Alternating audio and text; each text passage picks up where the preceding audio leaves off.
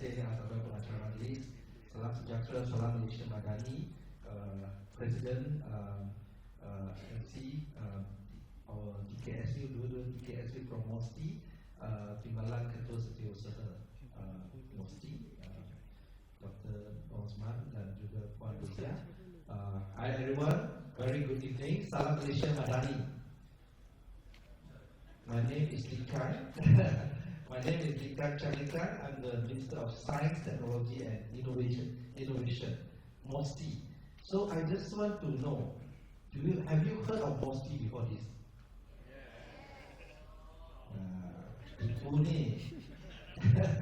Okay, it's okay. I know I won't get a real answer, but I just want to know tonight. I can see so many people. Thank you very much. Thank you for coming. But I just want to ask: is anyone was forced to come? Is anyone forced to come? I was student before. I know. Who wants to come to talk at this ungodly hour, listening to minister talk nonsense? Right? I was student before. It's okay. Don't worry. But since you are here, you don't go lah. Since you are here, I give you some exposure about Mosti and also the science community in Malaysia. What are the problems that we are facing, and then what we are at what stage now?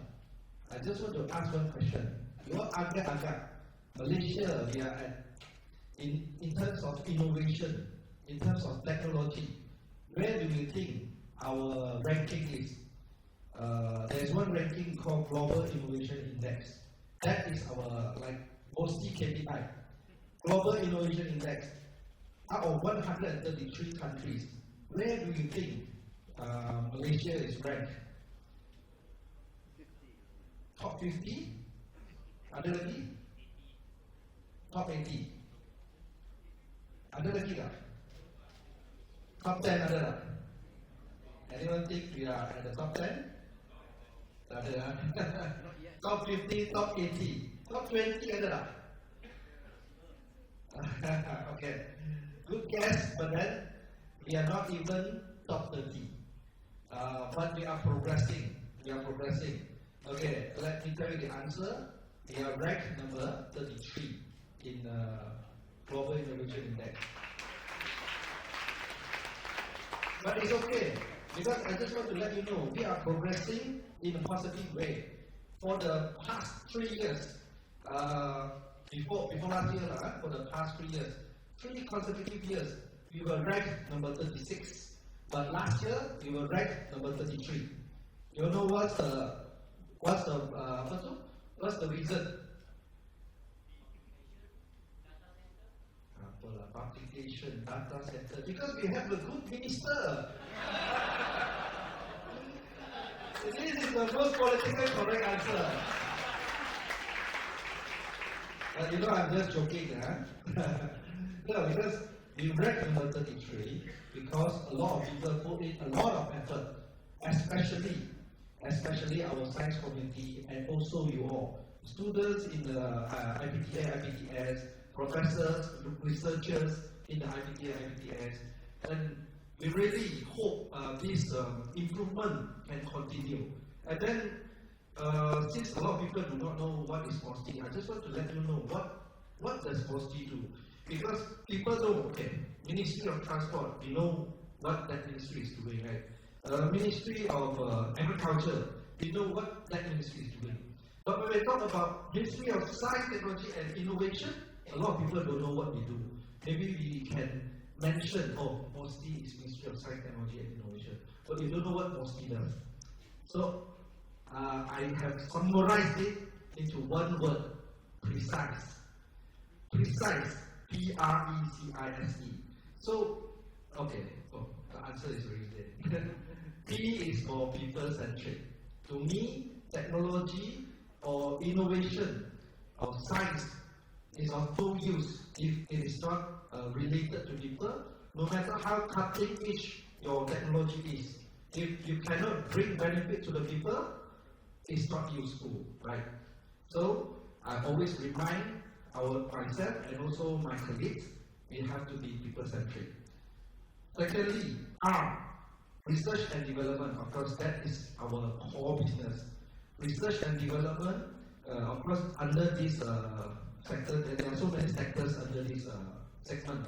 Research and development, we have semiconductor, biotechnology, chemistry,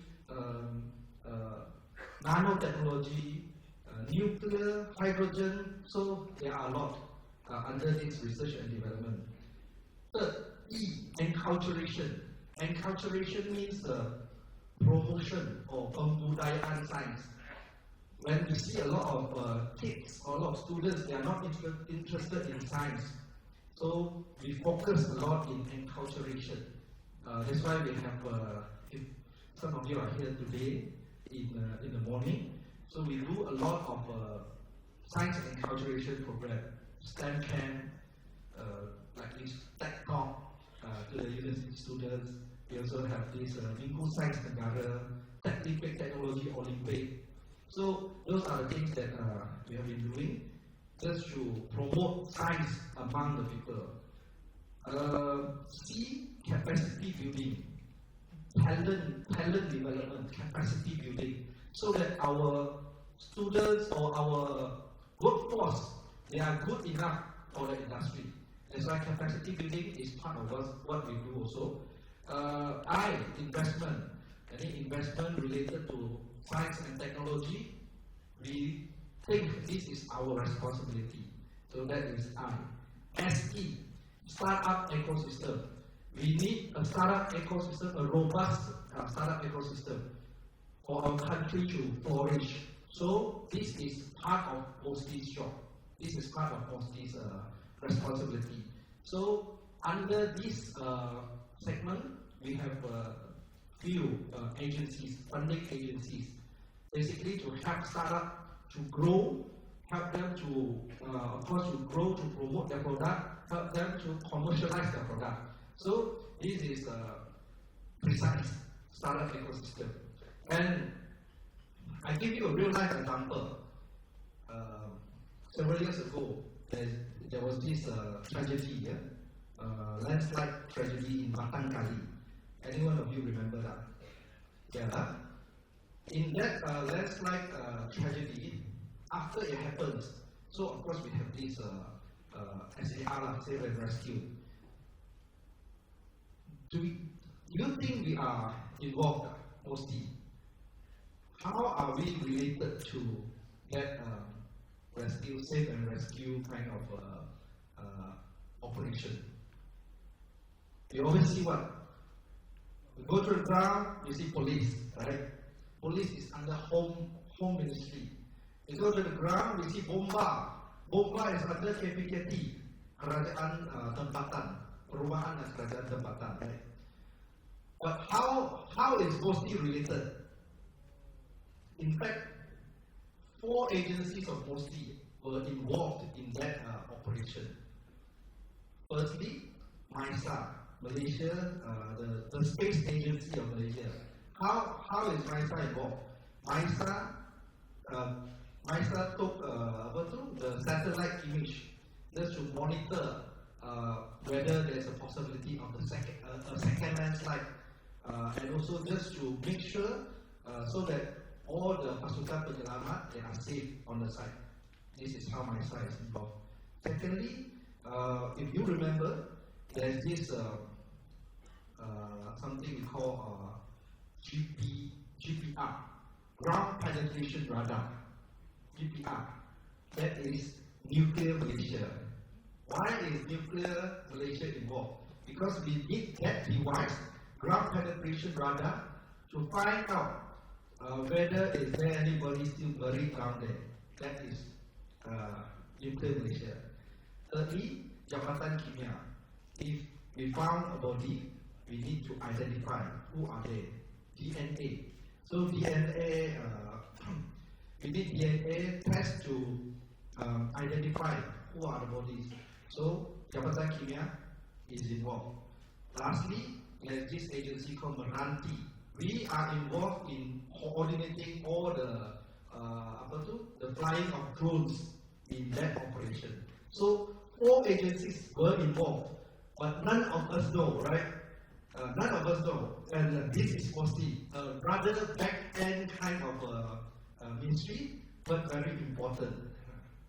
So we hope by having more talks like this, we can have more engagement with the students, more engagement with the academia, and you know what we are doing, and you know what we can work together. So that is one thing. And we have one motto, we have one slogan, merakyatkan sains, menginsankan teknologi, mengarus berdayakan inovasi.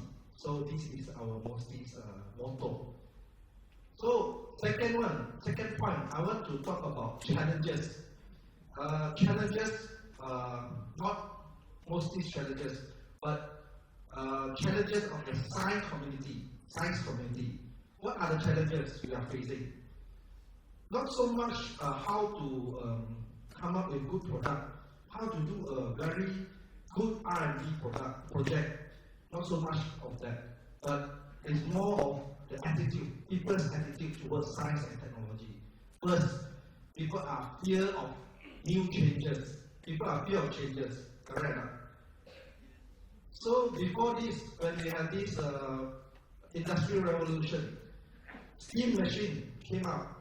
First came out, machine, very effective, very efficient, much better than manpower, human. People were very worried because they thought human might be replaced by machine. Betul tak? Did it happen? Didn't happen. It didn't happen. That machine is us, but didn't replace us. Second time, when this computer came out, so suddenly computer so effective, they can compute so fast, much better than humans' brain. So we thought, oh, man, this time we might be replaced by computer. But did it happen? In fact, it didn't happen, right? It didn't happen. Computer helps us, is our life, but it didn't replace human. We still have jobs, we still have employment in the market. Third, here come AI. And this is not the normal AI, this is generative AI. It can learn, it will think by its own. It can learn, they have generative AI, they have a self-learning ability. So people are worried. But do you think AI can replace human? You think so? How to ask AI, how to learn swimming from AI? Do you think it can? 45 degree, okay, now 50, 70 degree. If you can try to learn that, you learn already, I throw you to the river, you will die. For sure. There are things that technology cannot replace human. And don't worry about that. Unfortunately, our society is always anxious, full of anxiety. When there is one new technology emerge, then they think, oh, we might die now, we all no job now, we will be replaced by that new technology.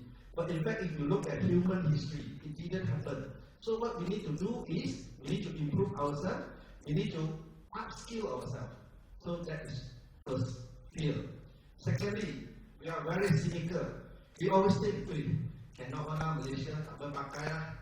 If we talk about space technology, I want to manufacture our very own Malaysian satellite. I always hear these people bully saya. They say, your car also you cannot make properly. I'm from Tanjung Palim, so they always bully me.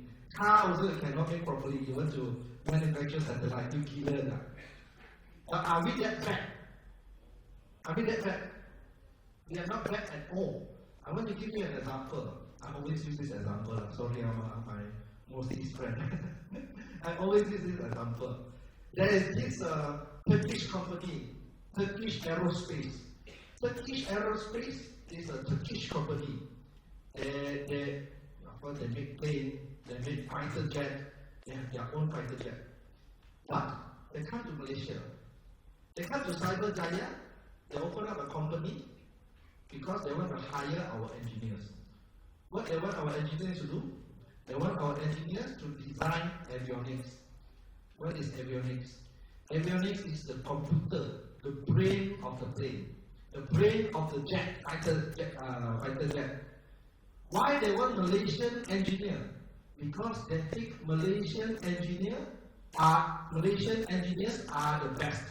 Therefore, they come all the way from Turkey to Malaysia, Cyber Giant, open up a company, hire 150, more than 150 of our Malaysian engineers. So, who dare to say we are not good enough? Unfortunately, people are very cynical. They say, cannot one cannot one Malaysia cannot do good things one. Then, third, we do not have the ability to put things in context. We always look at people very positively, but we look at ourselves very negatively, very pessimistic. I give you an example. Space technology. We are still very at a very nascent stage, and we compare ourselves with other countries. But you look at other countries, the good one, Korea, China. You look at them, you say, oh, this was very good. Then when we say, oh, we want to explore into this space technology, everybody bantai you, especially in social media, because nowadays we don't know who is hiding behind that profile, right? Even profile picture can be fake. So bantai, I always get a bantai because I'm from this community. But we forget about how they start, how they begin. Yes, China is very advanced in space technology. Korea is very advanced in space technology. Well, I tell you one experience. My experience, I went to China. And before I went to China, we just settled one view. We are going to manufacture our own remote sensing satellite. By 2028, we will have our very first remote sensing satellite made in Malaysia. So I went there confidently. I went to CNSA, the China National Space Agency. I went there. So I looked at their satellite. Okay. I asked them, when did you first launch your satellite? They said 1970.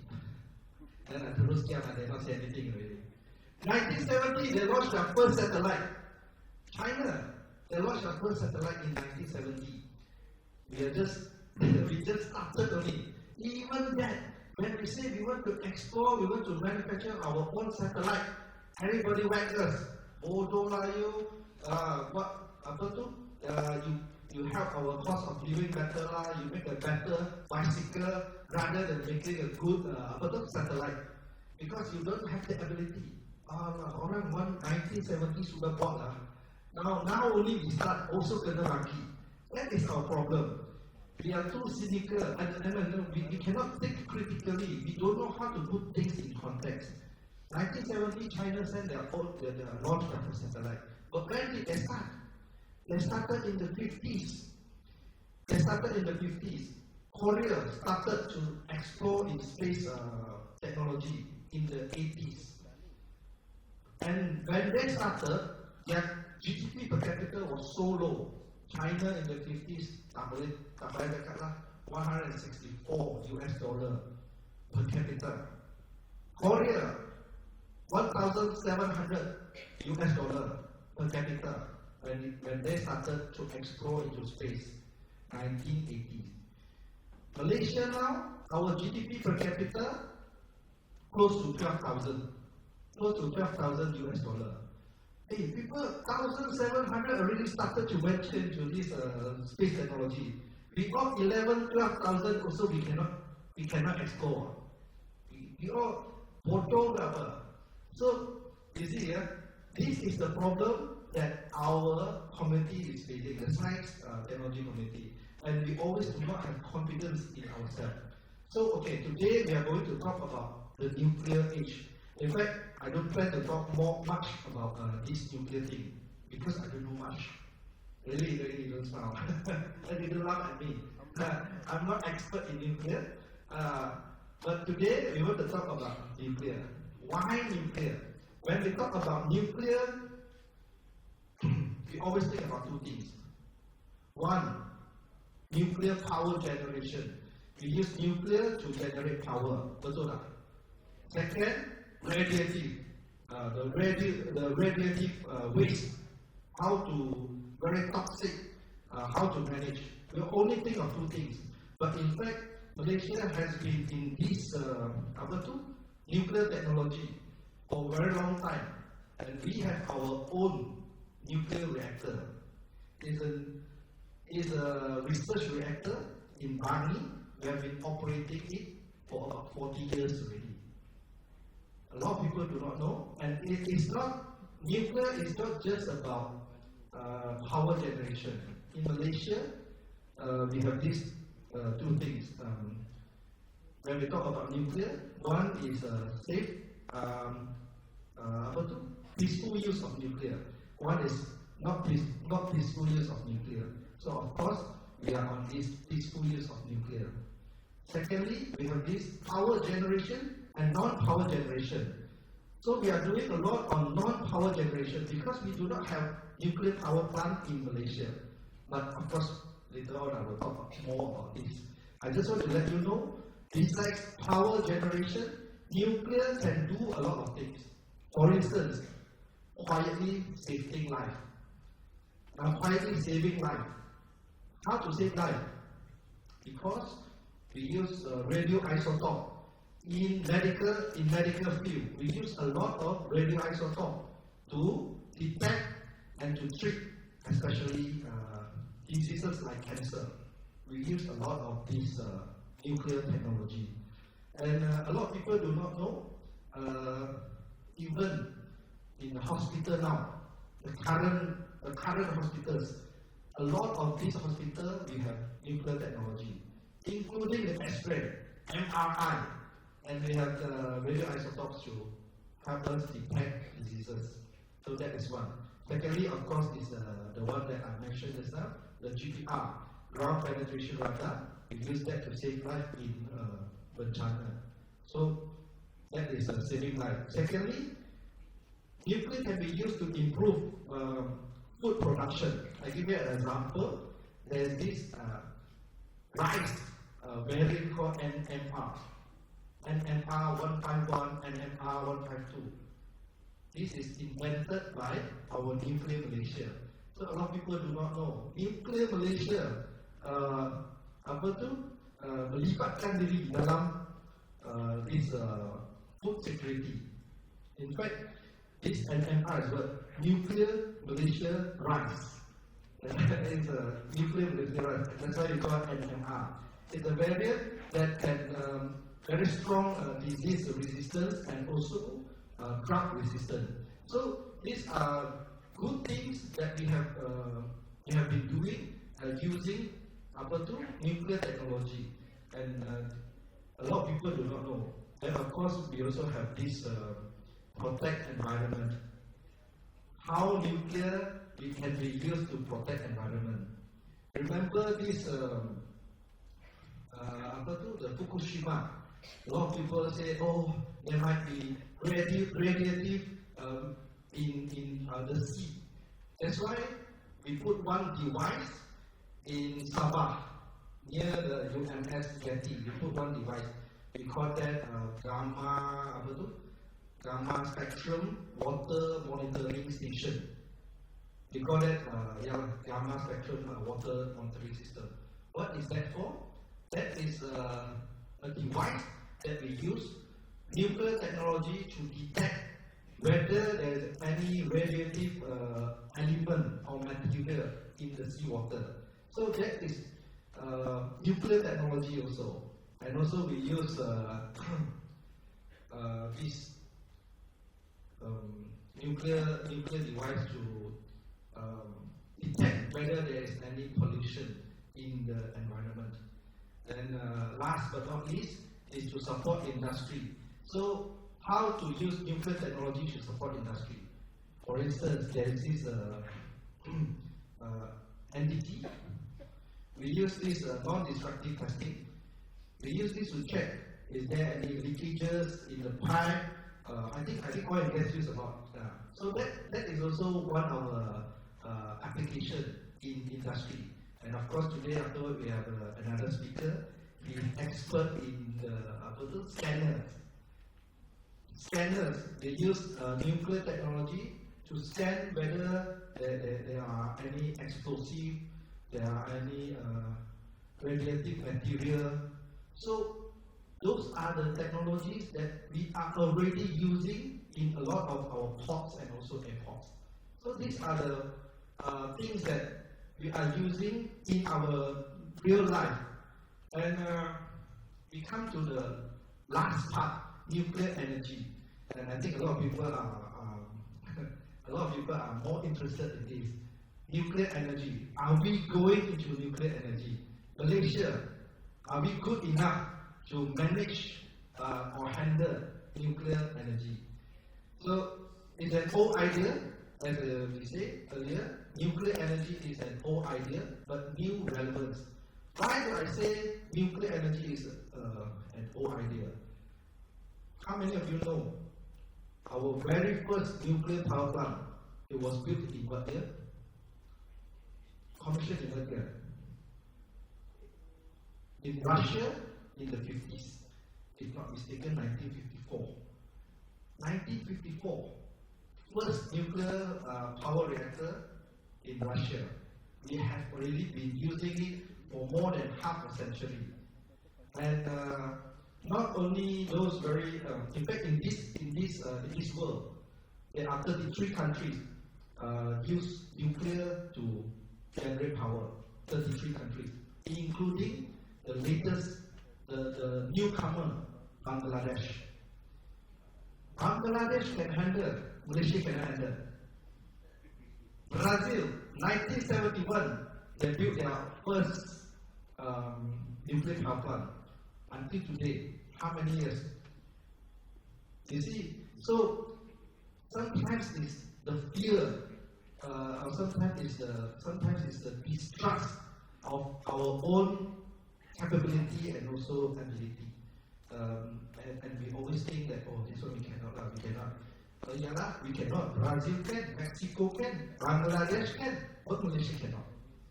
So this is the problem. But why do we need it? Not that I want to. I always say, well, not that I want to, but it needs to happen. Nuclear energy, we need to explore into this nuclear energy. In fact, not only myself has been talking, Petra, our energy ministers and also energy deputy minister, also they have been talking about this venturing into nuclear power. Why? Because there are a few reasons. By 2050, we have this very ambitious goal. By 2050, we want to achieve net zero emission. Means net zero emission means no extra carbon.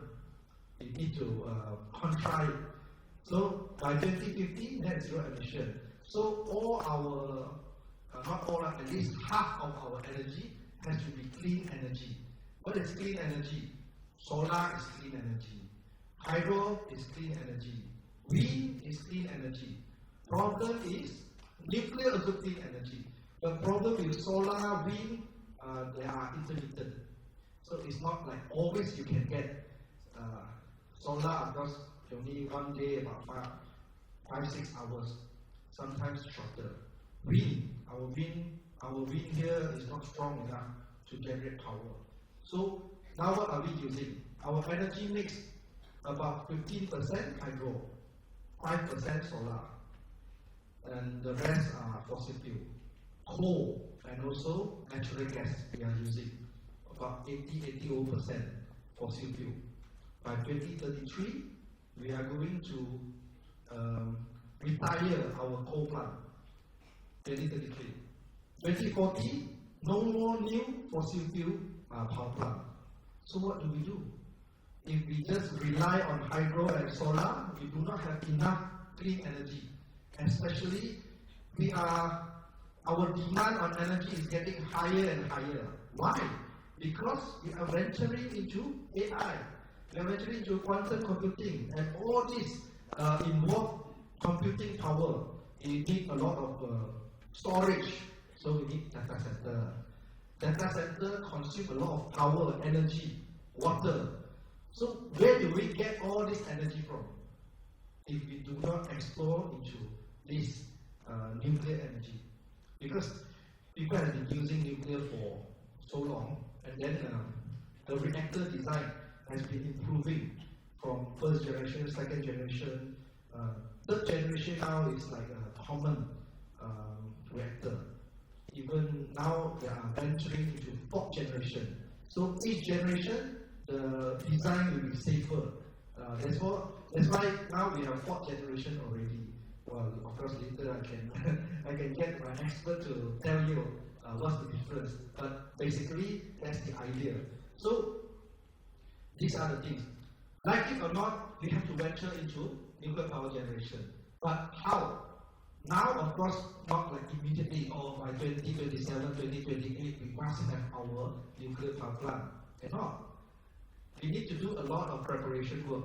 First, regulatory. So by now, we do not have a law to regulate nuclear power plant. So definitely 2028, 2029, we won't have our first nuclear power plant. But we need to do preparation. A lot of international conventions we need to sign. We need to have a lot of dialogue with UN, IAEA.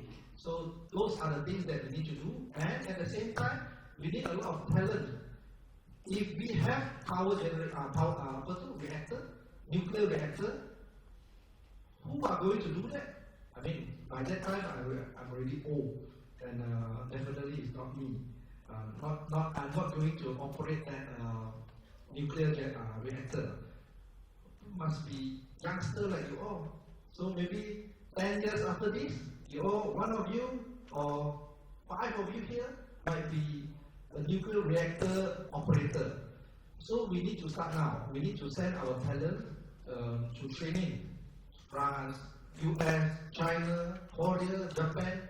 We need to send our talent to learn.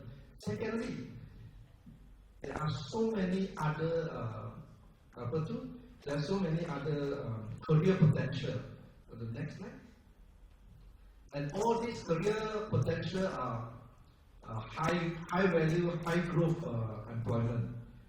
We need nuclear engineers, health diseases, reactor operators, of course, radiation safety officers, waste management expert, and also there are so many other things. So since I'm telling you, we are venturing into this nuclear power generation.